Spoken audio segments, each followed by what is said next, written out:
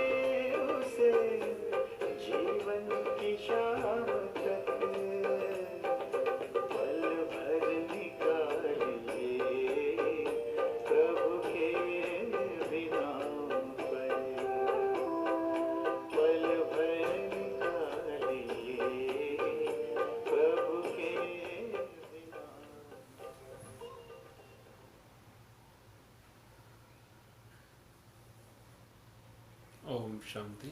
ओम शांति। गीत बहुत अच्छा था जी। प्रभु के नाम पर समय निकालिए। तो इस भागती दौड़ती जिंदगी में तो मुख्य बात यह है कि जीवन जीने के लिए धन आवश्यक है। तो 2 मुद्दा है, धन तो विनाशी है, सब जानते हैं, फिर भी इंसान लगा रहता है सुबह से शाम तक। और प्रभु के लिए अभी हम गाना सुने, प्रभु के लिए टाइम निकालो। और एक होता है दुबई दिखती नहीं है, धन दिखता है। तो अभी ये 2 में क्या करें, बैलेंस कैसे रखे, दुबई कमाए या धन कमाए? धन किस काम में आता है और दुबई किस टाइम पर काम आता है, ये दोनों का अंतर थोड़ा बताइए। तो हमें लक्ष्य रखना चाहिए जीवन के अंदर कि मुझे जो है दुआएं कमानी है। लक्ष्य हमारा क्या हो, दुआएं कमाने का हो कि जहाँ भी मैं जाऊँ, या मान लो मैं अगर कहीं दुकान पे भी हूँ या फैक्ट्री में भी हूँ या कोई भी कार्य कर रहा हूँ, तो मेरा जो मूल लक्ष्य है वो ये होना चाहिए कि मुझे दुआएं कमानी है। क्यों कि अगर हम दुआएं कमाएंगे तो धन तो कैपेसिटी से भी हम ज़्यादा कमा लेंगे। ये परमात्मा के महावाक्य हैं कि बच्चे तुम दुआएं कमाओ, क्योंकि दिमाग वाले नाम कमाते हैं और जो दिल वाले होते हैं वो दुआएं कमाते हैं। तो हम दिल वाले बाप के बच्चे हैं, तो हमारा जो लक्ष्य होना चाहिए वो क्या हो कि हमें दुआएं कमानी है। तो दुआएं अगर हम कमाएंगे तो धन अपनी कैपेसिटी से भी हम ज़्यादा कमा लेंगे। तो धन भी जीवन में ज़रूरी है, लेकिन मान लो कि धन से तो हम साधन मात्र खरीद सकते हैं, और धन का सही उपयोग करें तो धन से अगर हम औरों की मदद भी करते हैं तो दुआएं भी मिलती है। ऐसी बात नहीं है कि धन से हम दुआएं भी ले सकते हैं, लेकिन कई लोग केवल धन कमाते हैं, लोगों को मदद नहीं करते हैं और औरों को कष्ट पहुंचाते हैं। लेकिन हमारा लक्ष्य ये होना चाहिए कि मैं चाहे दुकान पे हूँ, चाहे फैक्ट्री में हूँ, चाहे घर में हूँ, मेरा मेन लक्ष्य होना चाहिए मुझे दुआएं कमानी है। और जब ये लक्ष्य होगा कि दुआएं कमानी है, तो परमात्मा के महावाक्य हैं कि अगर दुआएं कमाओगे तो धन तो उस आप जो कमाते हो उसकी कैपेसिटी से भी ज़्यादा कमा सकते हो। ये परमात्मा के महावाक्य हैं, इनको प्रैक्टिकल करके अगर हम देखेंगे तो हम अनुभव करेंगे कि जहाँ दुआएं हैं वहाँ धन तो छमछम करके आएगा। कई बार ये भी अनुभव करते, जैसे हम बीमार पड़ गए या अकेला हो गए, तो उस समय धन काम नहीं आता है। कई बार देखा गया ना। हाँ। तो उस समय हमको ये याद आता है, यार मैं जिंदगी में किया क्या, कितनों को सुख दिया। सही। और वो बाबा बोलता है कि ये दवाई है, दवा का काम करता है, दवाई आयु बढ़ाता है। तो इंसान सदा हल्का रहना है तो भी एक कारण है दवाई, जिसके बाद धन तो विनाश आज है, हाँ, कल चला जाएगा। ये दुआएं जो है अगले जन्म तक भी काम हाँ, करता है। दुआएं जो है अविनाशी है, अविनाशी। ये शरीर छोड़ने के बाद भी हमारे साथ जाती है। हाँ, अगर धन भी जरूरी है, धन तब जरूरी है जब धन से हम दुआएं कमाएं। दुआएं। नहीं तो क्या होता है, एक बार की बात है कि एक सत्संग हो रही थी, तो वहाँ पे क्या हुआ, एक बहुत बड़ा आदमी बैठा हुआ था, लेकिन वो कंजूस था। ठीक है। अब सत्संग में क्या है कि वो एकदम पीछे बैठा हुआ था, तो उसको कोई नहीं पूछता था। एक दिन उसने क्या किया कि उसने 5,000 रुपये बोल दिए कि 5,000 रुपये मेरी तरफ से भी। तो एकदम जो मैं पीछे बैठा हुआ था मेरे को आगे बुला लिया। तो उसने लोगों को कहा, देखो धन का महत्व देखो, कि मैं एकदम पीछे बैठा हुआ था, मैंने 5,000 रुपये बोल दिए, तो मेरे को आगे स्टेज के ऊपर आ गया हूँ मैं, तो धन का कितना महत्व है कि। तो फिर उसने क्या किया, महात्मा जी से पूछा कि महात्मा जी आप लोग तो सन्यासी वैरागी हो, और देखो मेरे को आज तक आपने नहीं पूछा, लेकिन आज मैंने 5,000 रुपये दान किए तो आपने मेरे को एकदम स्टेज पे बुला लिया, और आप भी धन का कितना महत्व रखते होगे। तो महात्मा जी ने कहा कि ये धन का महत्व नहीं है, लेकिन ये दान का महत्व है। धन तो तेरे पास पहले भी था, इतने दिन भी धन तो था, तेरे को किसी ने पूछा? किसी ने भी नहीं पूछा। लेकिन जिस दिन तूने धन को दान किया और दुआएं कमाई, उस दिन तू एकदम पीछे से एकदम आगे आ गया। तो ये धन का महत्व नहीं है, लेकिन धन के द्वारा जो तूने दान दिया, दुआएं कमाई, दुआओं के आधार पे तू यहाँ पे आया है, त्याग के आधार पे, दान के आधार पे। तो धन का महत्व नहीं है, धन तो तेरे पास पहले भी तो था, लेकिन तूने जब दान किया उसमें से, तो दान का महत्व है कि हम दान करने से हम एकदम जीवन में आगे बढ़ जाते हैं। और दुआएं माना सुख देना, हर प्रकार से, तन मन धन। हाँ, दुआओं का मतलब होता है जिस व्यक्ति को जिस समय जिस चीज़ की आवश्यकता हो वो उसको हम पहुँचाएँ। किसी को मान लो कि दूध चाहिए तो हम समय पे दूध ला के दें, किसी को मीठे वचन की आवश्यकता है तो मीठे वचन बोलें, किसी का उमंग उत्साह बढ़ाने की आवश्यकता है तो हम उमंग उत्साह बढ़ाएं। तो कहने का मतलब है कि जिस समय प्यासे को पानी की आवश्यकता है तो हम पानी देंगे तो वो दुआएं देंगे, अगर प्यासे को आप खाना दोगे तो वो दुआएं नहीं देगा।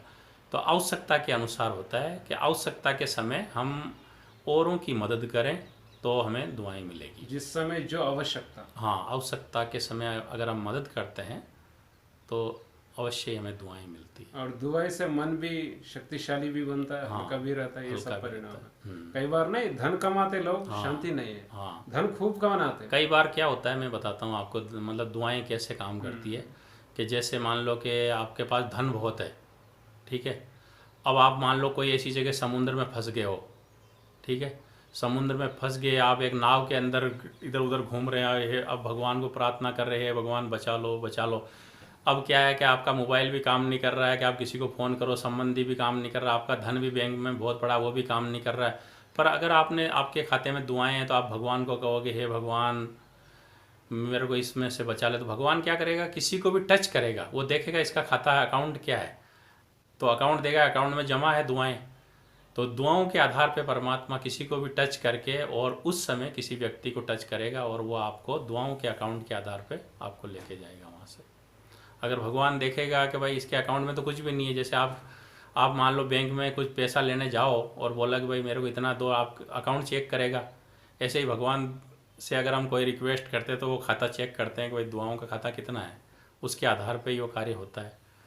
तो वहाँ पे दुआओं का अकाउंट काम होता है। तो हमें दुआएं जमा करनी है। दुआएं वर्तमान में भी हमें मदद करती है, भविष्य में भी हमें मदद करती है, हर समय हमें मदद करती है।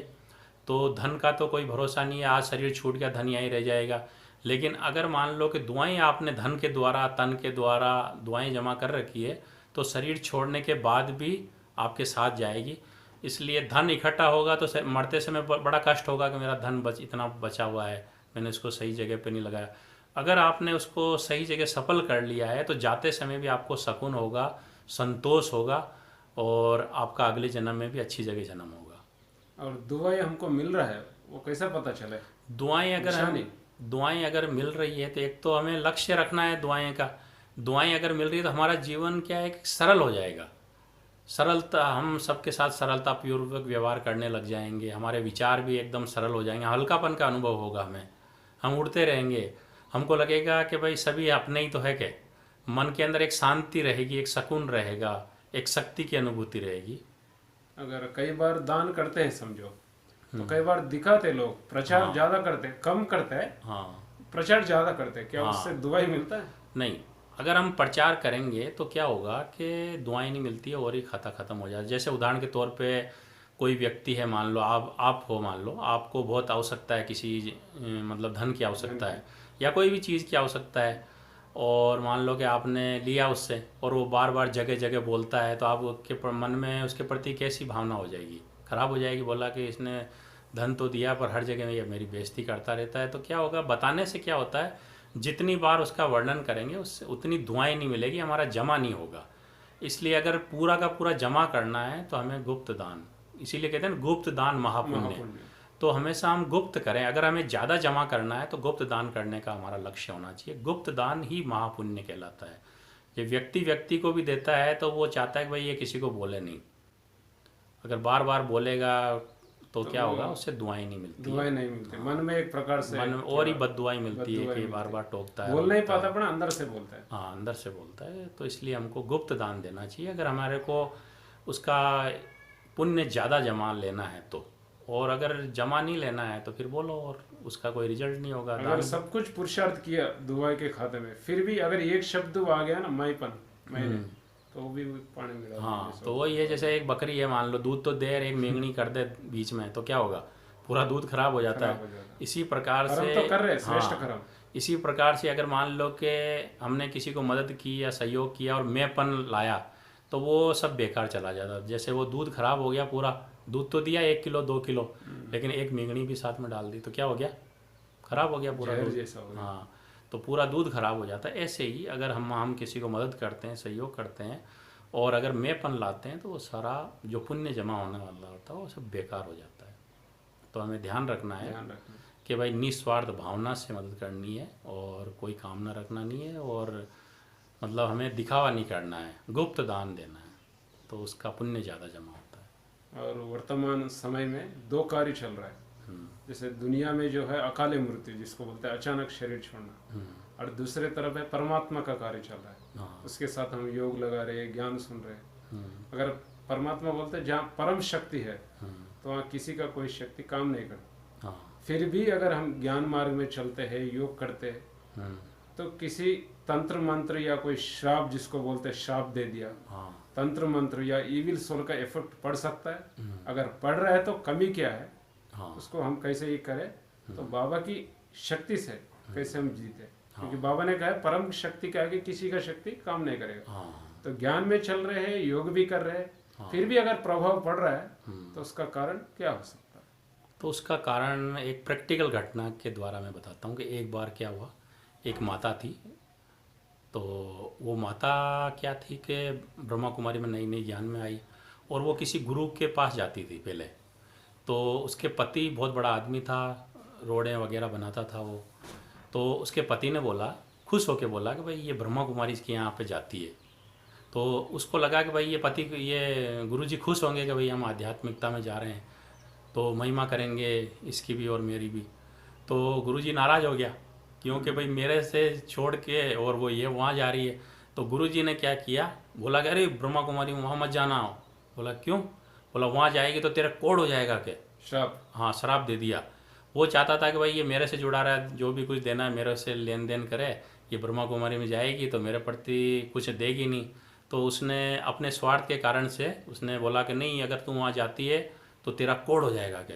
तो बेचारी वो माता घबराने लगी। वो माता ज्ञान में चलती थी और रीटा माता थी वो, और उसका पति बहुत बड़ा बिजनेसमैन था, बहुत जगह उसका कारोबार चलता था। तो अभी वो डरने लग गई कि भाई क्या करें। अभी वो नई नई ज्ञान में थी, ज्ञान भी इतना था नहीं। अब एक बार वो क्या हुआ कि मधुबन में आ गई। मधुबन के अंदर वो पहले बाबा के पास ही नहीं जाए, लेकिन उसने फिर वो जैसे तैसे करके बाबा के पास पहुंची। और फिर बाद में बाबा ने उसको बहुत प्यार किया, उसकी मन की जो बात थी वो बाबा ने बता दी, तो वो एकदम हल्की हो गई। तो उसने बाबा से पूछा, बाबा मेरे को ऐसे ऐसे जो है ना किसी ने बोला है कि अगर तू ब्रह्मा कुमारी में जाएगी ना तो कोढ़ हो जाएगा, क्या मेरे को सही में कोढ़ हो जाएगा? तो बाबा ने कहा, बच्चे अगर तू सोचेगी तो हो जाएगा। अगर तू ये सोचेगी कि मेरे साथ तो 1000 भुजाओं वाला सर्वशक्तिवान है, मेरा कोई बाल भी बांका नहीं कर सकता है, तो तेरे साथ कुछ भी नहीं होगा। लेकिन अगर तू सोचेगी कि भाई उसने मुझे शराप दिया है और स्वीकार कर लेगी तो वो हो जाएगा। क्योंकि सबकॉन्शियस माइंड में जब हम स्वीकार कर लेते हैं कोई बात, तो वही फिर वैसा जीवन देखने को मिलता है। तो हमें स्वीकार ही नहीं करना है। जब भी कोई शराब की या कोई ऐसी बात करता है तो हमको ये सोचना चाहिए कि 1000 भुजाओं वाला जो सर्वशक्तिवान बाबा है वो मेरे साथ है, मेरा बाल भी बांका नहीं कर सकता है। तो उसने ऐसा ही किया कि उसने ये अभ्यास किया और उसके साथ कुछ भी नहीं हुआ। तो फिर बाबा ने उस टाइम उसको एक बात बताई थी कि ये जो आत्माएं हैं अभी अभी ऊपर से उतरी है, अभी अभी ऊपर से उतरती है, तो इनके अंदर वो पावर होता है पवित्रता का, लेकिन ये एक जन्म में ही सतो रजो तमो में गुजरती है। तो इनको जो मानने वाले लोग हैं उनका काम भी करती है, लेकिन इनके विरुद्ध थोड़ा भी कोई देखता है कि भाई हमको नहीं मान रही है तो इनको अपमान फील होता है, तो ये शराब भी दे देते हैं। और ये जो शराब देते हैं अगर और हमने अगर सबकॉन्शियस माइंड में उस चीज़ को स्वीकार कर लिया तो वैसा ही होता है। तो बाबा के बच्चों को अगर मान लो कि बाबा ने यही कहा कि अगर कोई इस तरह से शराब देता है तो हमको ये ध्यान रखना है कि मेरे साथ में सर्वशक्तिवान 1000 भुजाओं वाला है, मेरा कोई बाल भी बांका नहीं कर सकता है। बस हम उस चीज़ के ऊपर निश्चय में रह के मैं मास्टर सर्वशक्तिवान हूँ, सर्वशक्तियों के ओरे में हूँ, घेरे में हूँ, और सर्वशक्तिवान मेरे ऊपर छत्र छाया, मेरा कोई कुछ भी नहीं बिगाड़ सकता है। तो इस निश्चय में अगर हम रहेंगे तो हमारे ऊपर न तो कोई तंत्र मंत्र का प्रभाव पड़ेगा, न इवल सोल का प्रभाव पड़ेगा, किसी के भी शराब का प्रभाव नहीं पड़ेगा। क्योंकि जो महान आत्माएं होती है वो तो शराब देती नहीं है, और एरे गेरे का शराब मुझे लगता नहीं है। तो हमेशा ये ध्यान रखो कि जो महान आत्माएं होती है वो कभी शराब देती नहीं है, और एरे गेरे का प्रभाव मुझ पर, एरे गेरे का शराब मुझे लगता नहीं है। तो इस विश्वास ही नहीं करो। हाँ, विश्वास नहीं करो। हम क्या करते हैं कि डरने लगते हैं और उसके उस प्रकार के विजन तैयार करते हैं, और फिर हम क्या उस चीज़ को सबकॉन्शियस माइंड में स्वीकार कर लेते हैं, उसी वाइब्रेशन को हम आह्वान करें। और सबकॉन्शियस माइंड में क्या होता है कि 90% पावर होता है। अगर कोई चीज़ सबकॉन्शियस माइंड में चली गई तो वो फिर वैसा ही हमारा प्रैक्टिकल जीवन होता है। इसलिए सबकॉन्शियस माइंड में जाने ही मत दो इन चीज़ों को, नेगेटिव चीज़ों को हमें सबकॉन्शियस माइंड में नहीं जाने देना है, क्योंकि सबकॉन्शियस माइंड में 90% पावर होता है, और बाह्य जो मन होता है उसमें 10% पावर होता है। तो अगर हमने गहराई से कोई चीज़ को ले ली है तो फिर वो वैसा ही हमारा जीवन होगा। इसलिए सबकॉन्शियस माइंड के प्रयोग में बताते हैं ना कि जो हम बनना चाहते हैं वो सोचे। अगर आप धनवान बनना चाहते हो तो ये सोचो मैं दुनिया की सबसे धनवान आत्मा हूँ, और अगर आप स्वस्थ बनना चाहते हो तो ये सोचो मैं एकदम स्वस्थ आत्मा हूँ।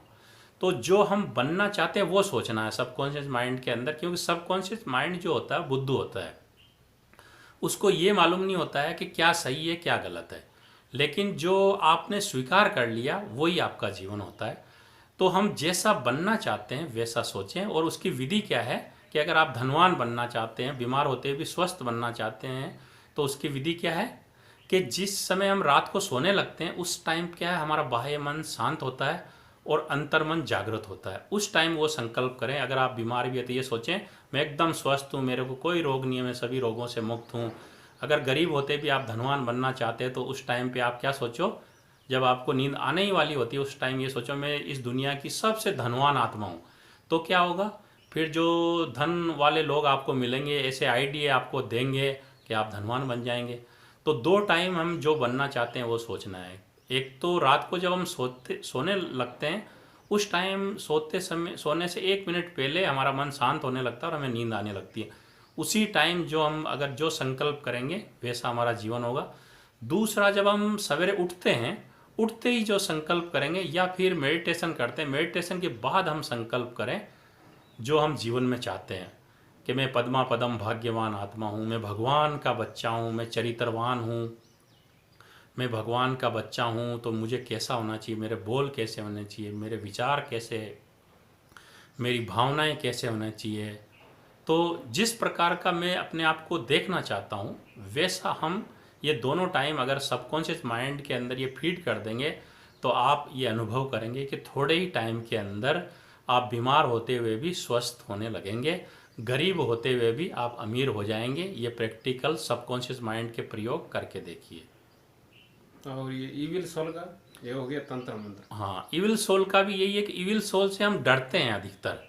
ये नाम ही देखो, हाँ, नाम सुनते हैं। हाँ, तो हम क्या डरते हैं, तो फिर क्या है कि बार बार वो विचार आते हैं उसके, और उस चीज़ को हम स्वीकार कर लेते हैं। बार बार वही हमको एहसास होता है कि इधर आत्मा आई, उधर आत्मा आई, ये हमको ये कर देगी, वो कर देगी।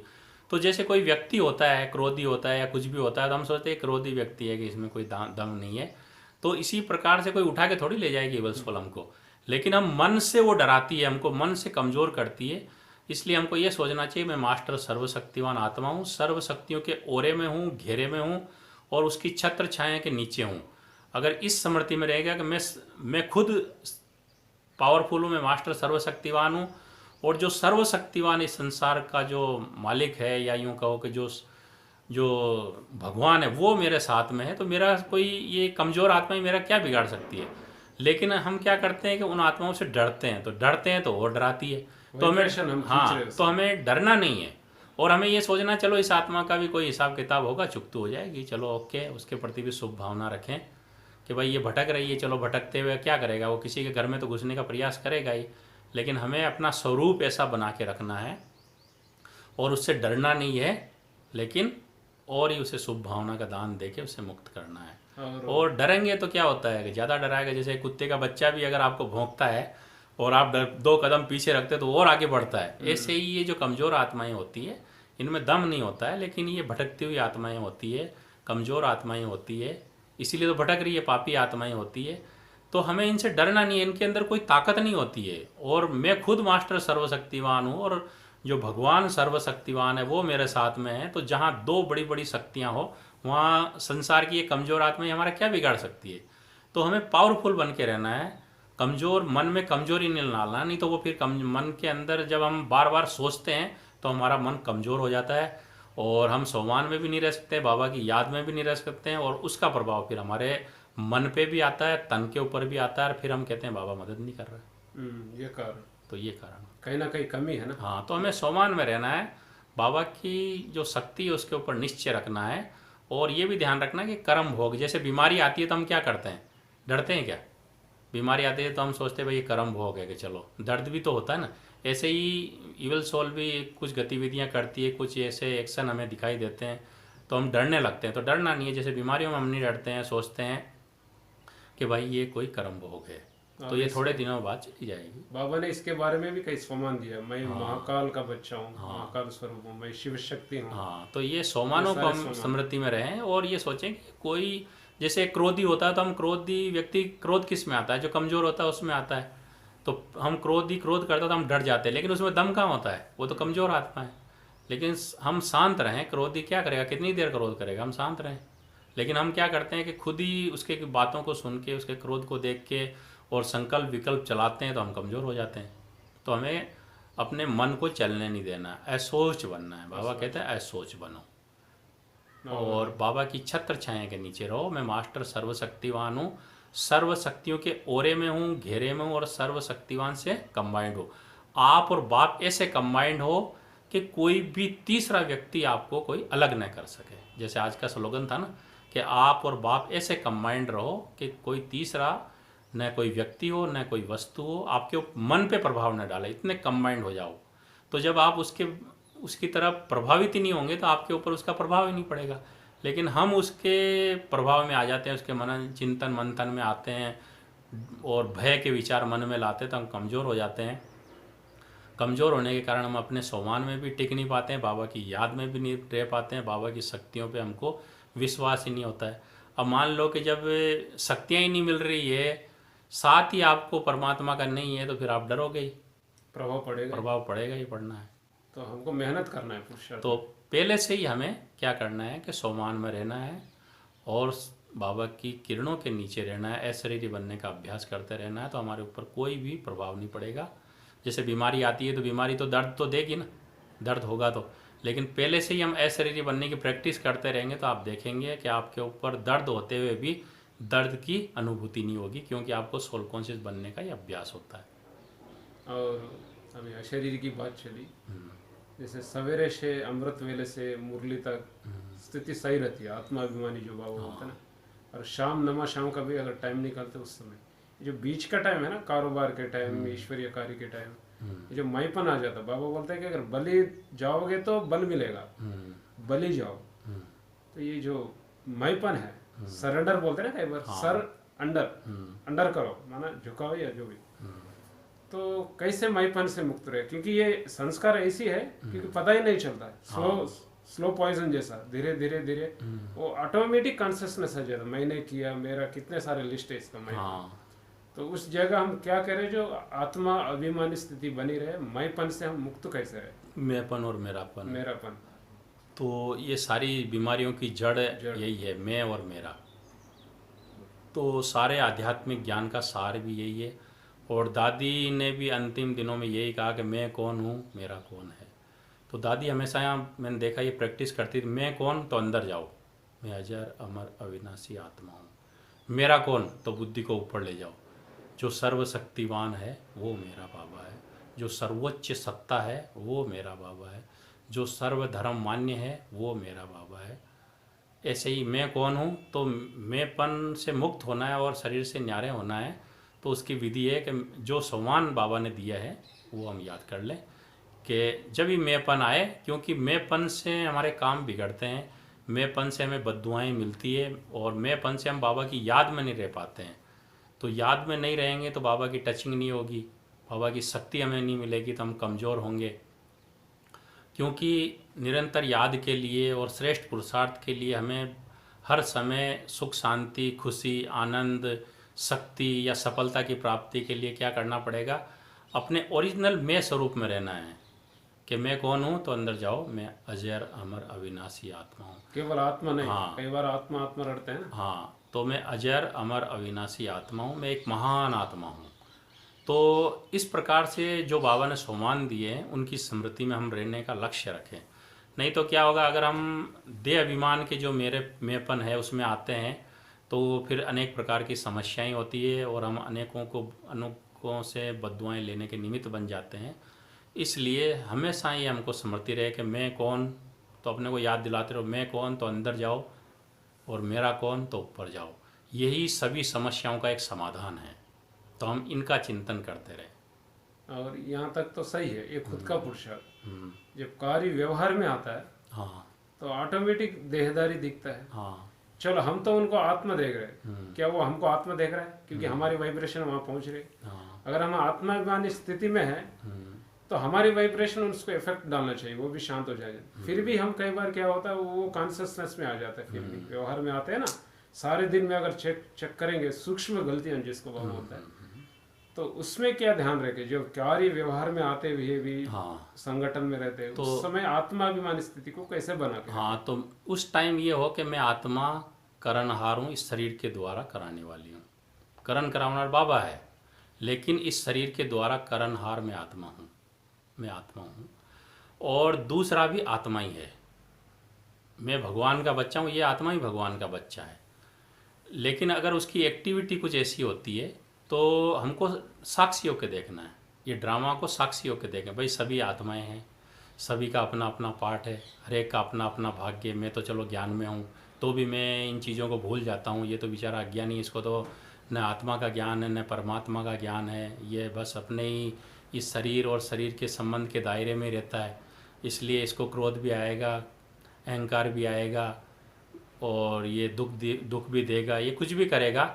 लेकिन मुझे इसको फॉलो नहीं करना है, मुझे ब्रह्मा बाप को फॉलो करना है, और हर स्मृति के अंदर मुझे अपनी स्थिति को शांत रखना है, जिससे अगर वो कुछ गलत भी बोलेगा तो मुझे उसका प्रभाव नहीं पड़ेगा। तो मैं चिंतन में रहूं कि मैं आत्मा करणहार हूं इस शरीर के द्वारा, और ये सामने भी जो है ये भी आत्मा है, और ये अपना रोल बजा रहा है, मैं अपना हीरो पार्ट बजा रहा हूँ। ये अपना साधारण रोल बजा रहा है, तो मुझे अपने हीरो रोल के अंदर, जब ये अपने संस्कारों से बाज नहीं आता है तो मुझे अपने श्रेष्ठ संस्कारों को नहीं छोड़ना है।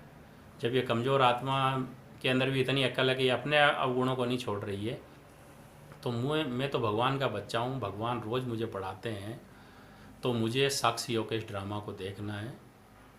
तो साक्षी होकर देखने का अगर लक्ष्य होगा तो फिर मुझे उसका प्रभाव नहीं पड़ेगा। अगर मैं साक्षी होकर नहीं देखूंगा और ये सोचूंगा कि मैं तो इंचार्ज हूँ, ये यहाँ आता है, इसको काम करना चाहिए, ये करता नहीं है, कि ऐसा है या वैसा है, तो क्या होगा, फिर हम उसमें मतलब हलचल में आ जाएंगे। लेकिन ये सोचना है कि ये भी आत्मा है, कमज़ोर है, और ये तो अपना, इसको आगे का तो मालूम नहीं है, ये भी मालूम नहीं है कि ये घर किसका है, ये कार्य किसका है, इसलिए ये तो एक हद के दायरे से सोचेगा ही।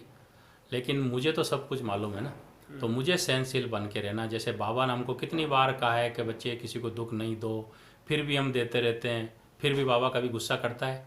तो जब भगवान गुस्सा नहीं करता है तो हम गुस्सा क्यों करें? हम भी उसको प्यार से समझाएं, एक बार नहीं तो 2 बार समझाएं, भिन्न भिन्न रीति से उसको समझाने का प्रयास करें, आत्मा को देख के समझाएं। हाँ। और हमें ये देखना है कि हमें पूरे 84 जन्म ये संस्कार बनाने हैं। अभी ये काम के लिए, काम को नहीं देखना है, लेकिन अभी जो मैं संस्कार बना रहा हूँ ये मेरे 84 जन्म साथ चलने वाले हैं। जैसे शूटिंग होती है तो हम हर चीज़ का कितना ध्यान देते हैं, तो हमें ये देखना है कि पूरे 84 जन्मों की ये शूटिंग हो रही है।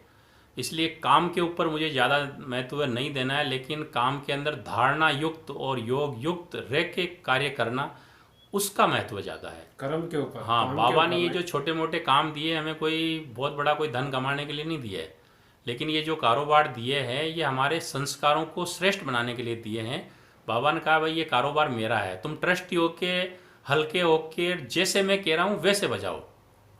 ये नहीं सोचो इसमें नुकसान हो जाएगा या फ़ायदा हो जाएगा, या मैं अगर प्यार से बात करूँगा तो कोई कहना नहीं मानेगा, बाबा को नुकसान हो जाएगा। बाबा कह रहा है कि नुकसान घाटा फायदे को एक तरफ रखो, और मैं जो कह रहा हूँ उस प्रकार काम करो। क्रोध में आके नहीं बोलो तो नहीं बोलो, घाटा हो तो मुझे होगा, तुमको क्या तकलीफ है? मैं जैसे कह रहा हूँ वैसे तुम कर्म करो, नुकसान हो या फायदा हो मालिक को होगा ना। तो बाबा हमारे संस्कारों को श्रेष्ठ बनाने के लिए ये सब कह रहा है कि बच्चे तुम ट्रस्टी हो ना, तुम तो केवल मेरे अनुसार काम करो, तुम अपनी क्यों चलाते हो कि ये हो जाएगा या वो हो जाएगा। जो भी होगा वो मुझे होगा, नुकसान होगा या घाटा होगा या कुछ भी होगा तो मुझे होगा ना। तो आपके संस्कारों को श्रेष्ठ बनाने के लिए ही तो ये सेवाएं मैंने दी है। यहाँ पे मैं कोई दुनिया का, मैं कोई करोड़पति या अरबपति बनने के लिए ये संकल्प थोड़ी आपको दिया है कि ये कार्य करो, लेकिन मैंने आप लोगों के संस्कारों को श्रेष्ठ बनाने के लिए ये सेवाएं दी है। इसलिए शांति में रह के, मूल्यों को प्रैक्टिकल जीवन में धारण करके, योग युक्त होके कोई भी काम करना है। फिर जो भी रिजल्ट आए वो बाबा देखे, बाबा जानेगा, आपको उसमें जाने की आवश्यकता नहीं है। आप तो शांति से मूल्यों को प्रैक्टिकल जीवन में लाते हुए योग युक्त होके और ईमानदारी से काम करो। बाकी जो भी उसका रिजल्ट होगा वो बाबा जाने, बाबा का काम जाने, आपको उसकी चिंता करने की आवश्यकता नहीं। और दूसरी बात है कि जब कार्य व्यवहार में आता है तो कई लोग कुछ बात करते हैं तो कई बार अनसुना हो जाता है। तो कई बार क्या है, वो या बीती में रहेगा या भविष्य में रहेगा, क्या बोल रहे भी सुनाई नहीं देता। तो उस समय क्या बीती या भविष्य में ज़्यादातर इंसान होता है, जैसे बताते हैं ना, दौड़ता जा रहा है। तो इंसान जो वर्तमान में कम रहता है। तो ये बीती या भविष्य चिंताओं से कैसे हम मुक्त रहे? बीती बातों का मतलब बीती बातों के चिंतन के प्रभाव से और भविष्य की चिंता के प्रभाव से कैसे मुक्त रहें और वर्तमान में कैसे जिएं। तो आज की बहुत ही अच्छी बात है कि आज का जो मनुष्य है वो 80% जो है बीती बातों का चिंतन करता है। मतलब 80% एनर्जी उसकी बीती बातों में जाती है, 15% उसकी भविष्य की चिंता में जाती है और 5% वर्तमान में जीता है व्यक्ति। अगर व्यक्ति ये 80% जो विचार है, जो नेगेटिव जा रहे हैं या मतलब व्यर्थ जा रहे हैं, उनको बचा ले, 15% जो भविष्य की चिंता जो है उसको बचा ले, तो उसका जीवन खेल बन जाएगा। उसकी जो कार्य करने की कला है वो एकदम जैसे कि एक मनोरंजन हो जाएगा। अगर इन शक्तियों को व्यक्ति बचा लेता है तो उसके ऊपर किसी भी प्रकार का प्रभाव नहीं आएगा, वो हर समय मौज का अनुभव कर सकता है। लेकिन ये ज़्यादातर ये शक्तियाँ नष्ट हो जाती है हमारी बीती बातों के चिंतन में।